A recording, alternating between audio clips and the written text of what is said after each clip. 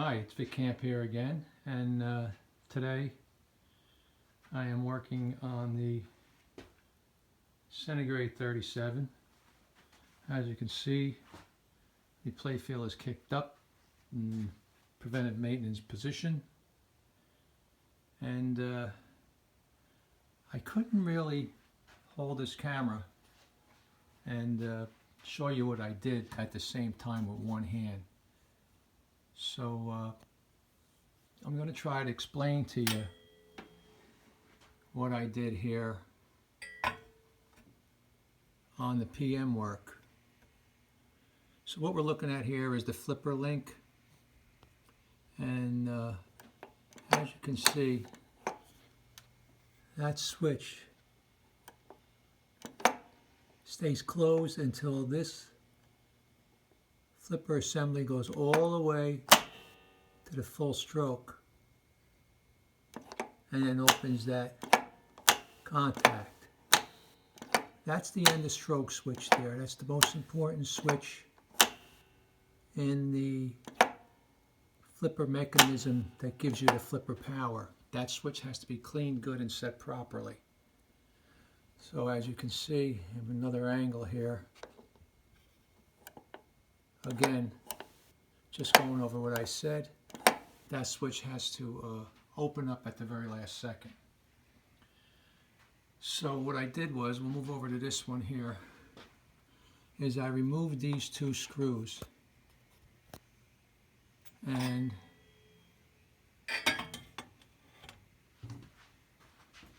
once I remove the two screws, the end of stroke switch comes up off of the bracket. So you got to remember that when you put the switch back, that lever on the flipper, I don't know if you can see that there.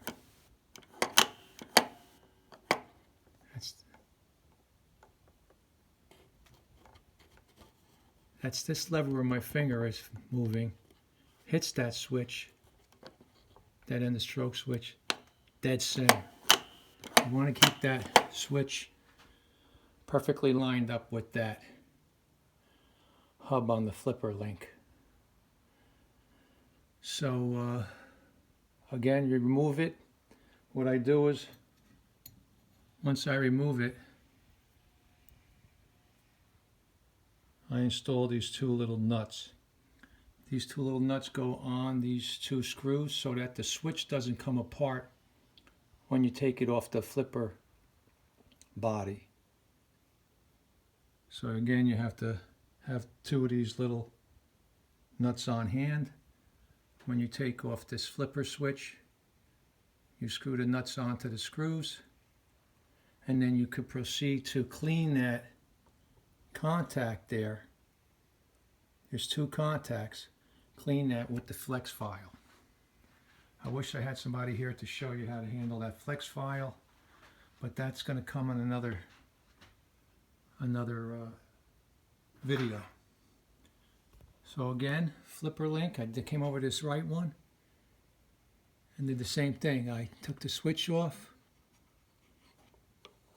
and the switch stays made till the very last second. There it is, just barely makes, and there's just a little bit of room in there. So the next thing I did was I moved down to the pop bumpers.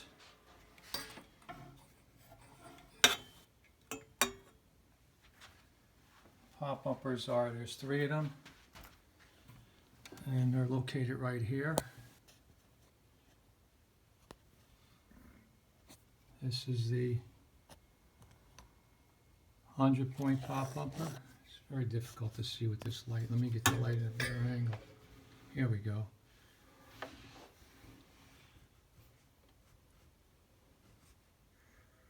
So what you have to do is you have to get in there, and there's the two switches you have to clean. Right there. You have to put the file through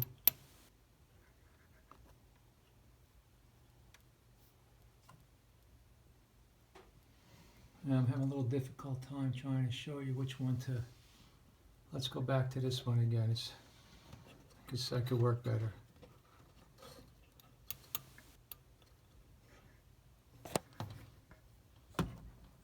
Sorry, I have a little difficulty again. I'm trying to. Okay, here you go. You see that switch just about is made, so you have to put the file in between that little space there and clean them two contacts good. You can hear them clicking, my finger flicking. And this one, and that has to be, have a small little gap between. I don't know if you can see that when you're done. Now this other one on the bottom here,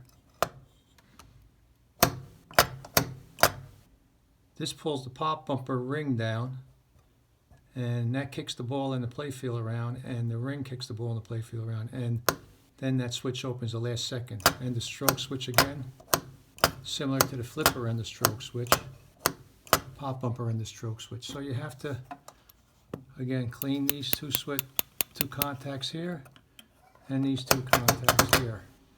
Clean them good and make sure that, I don't know if you can see that up there.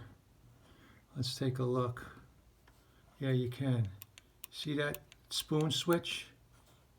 My finger can't get in there, but you can see where the pop bumper skirt, plastic red skirt, comes down and sits in the center of that spoon switch. And you can hear a little click. There's a tension, just the right tension on that. So that'll allow the ball to hit that and work freely.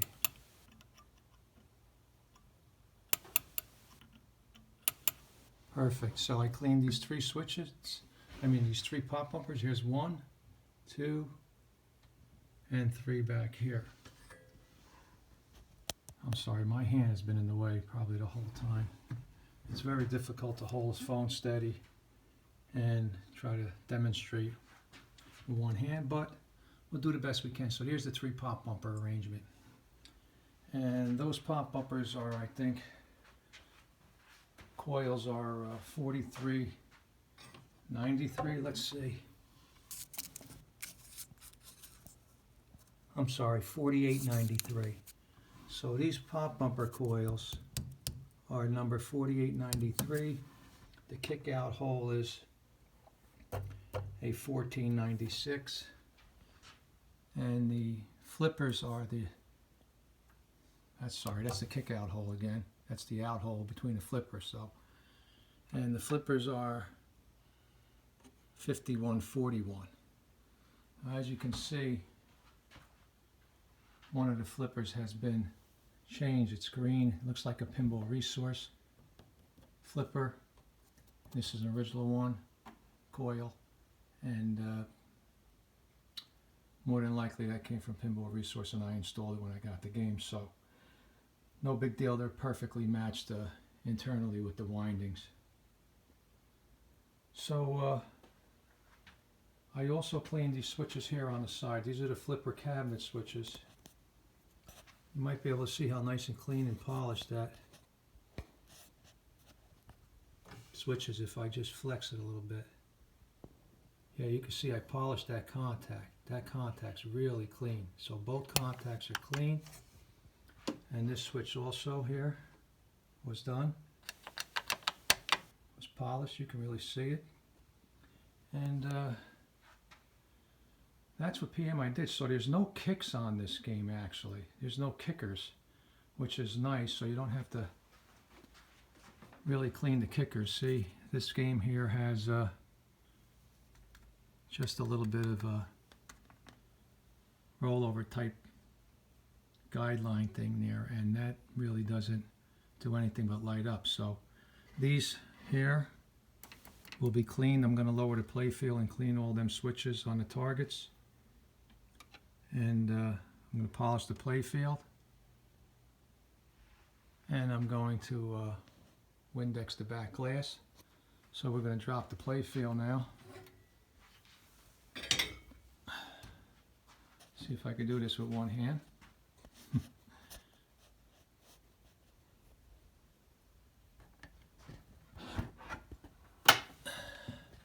And I took the arm out. The arm rests nice and on a screw there. that finger out of the way, Vic. And down comes the play field.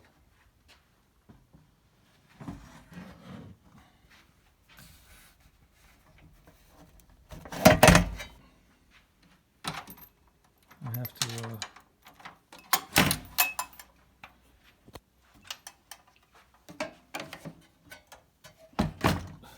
okay, she's sitting in there nice with one hand. So I also cleaned that lockdown bar mechanism. It was really sticky, so I didn't show you how I did that, but you can see it works through his lockdown here. You can see, so I gave it a little, still a little rusty though, dirty, but it's still, you can see some of that WD-40. Really nice and loose now, works good. So what I'm going to do next again is I'm going to take these plastics off, and I use these little white rubbers. It's not the original, but it makes it easy access, these rubber little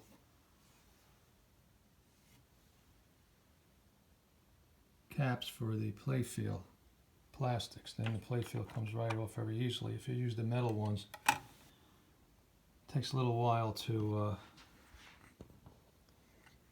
do that. Sorry. So as you can see, or you can't see, let me get the light. We're going to be cleaning these playfield switches and setting them just perfectly. I'm going to calibrate it just perfectly so that we could have the ball just touch it, even if it doesn't really pick up a lot of speed, the ball. So let's see if we could flex this and show you the difference in before you clean the switch and after. Well,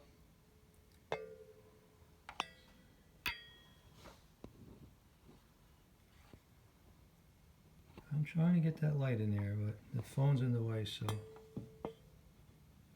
anyway, you get the idea. We're going to clean these two contacts, and then we're going to move around and clean the other contacts that need to be cleaned on the playfield. I'm going to clean the rubbers, and then I'm going to wax the playfield. So that's the way I do it. I first do the switches because you're going to get a little bit of dirt over here from cleaning the switches, and then you clean the rubbers after that. Then you wax the playfield. Well, that's the way I do it. You could do it a lot of different ways. And as you can see, this playfield is really, really nice. It's a really nice shape. The game has low plays on it. I think it just turned actually 50,000 plays, let's say. Yep, just turned 50,000 plays. So it had on the card, when I got the game, probably had about 40,000 something plays, which is low. Which is low. So this game is pretty clean inside. It's a low played game. Not as low as some of the games I have. I have some games in the 20,000s, 18,000s, that type of game meter readings. Okay, so I hope you liked this video. Sorry I couldn't really demonstrate how I can take all these switches apart and clean them and flex the file and all that stuff. I mean, there's a little technique, but you'll learn as you go along. I hope everyone knows that these videos are for more of a newcomer coming into the hobby that needs just a general description on how to work on these games. As you can see, the coloring really nice on this game. In the other video I did with my HD camera, it actually did not show well like this. So I'm thinking that the way to go is actually use this new phone I just got recently. As you can see, the colors are really nice on both sides. Really, really nice. Nice sharp edges too on the head. The game was not abused. And being with the low mileage and the condition of the playfield, this shows to be a true original condition wedge head with no real major reproduction, restoration type of a.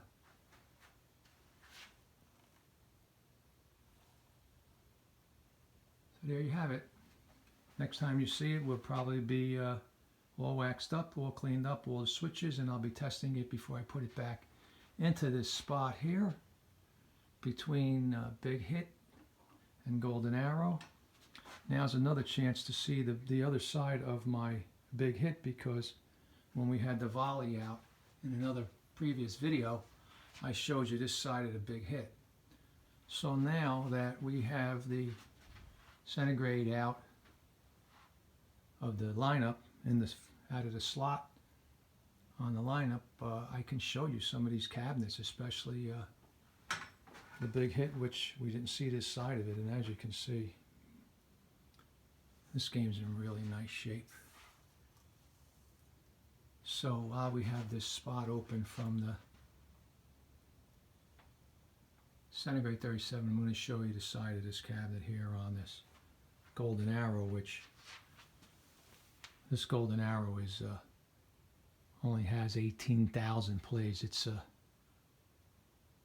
probably as new as factory look you can get, and it's all original, never been painted. Got an original NOS class from Steve Mayfair in New York there, and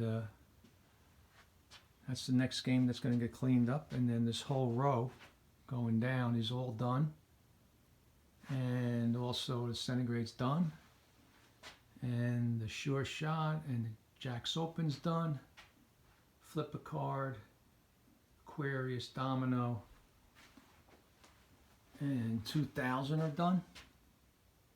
So all these games have been PM'd. Drop a Card, High Hand, Atlantis, Eldorado, Volley, Big Hit, yep, all done. Once I complete this back area of the game room, I'm going to move over to here and start with the early 1960 classic Gottlieb wedge heads. I'm going to start working on them and cleaning them up and all that good stuff. I mean, it's been a little while before they had a PM, so